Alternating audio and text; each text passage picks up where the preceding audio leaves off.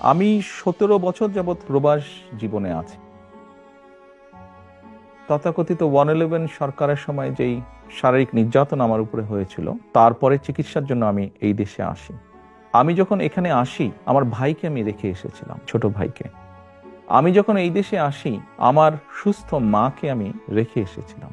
একটি ঘর রেখে এসেছিলাম, যেই ঘরে আমি এবং আমার ছোট ভাই বড় হয়েছি, যেই ঘরে আমার বাবার স্মৃতি ছিল, যেই ঘরে আমাদের দুই ভাইয়ের সন্তানরা জন্মগ্রহণ করেছিল, যেই ঘরে আমার মায়ের বহু স্মৃতি ছিল, সেই স্মৃতিগুলোকে ভেঙে চুরে ধুলায় মিশিয়ে দেওয়া হয়েছে। যে ভাইকে আমি রেখে এসেছিলাম, সেই ভাই এখন আর নেই।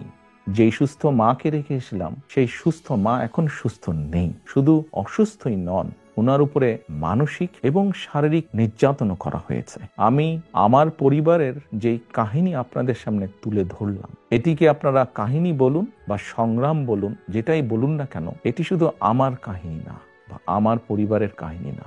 এরকম কাহিনী বাংলাদেশের শত না হাজার হাজার পরিবারের।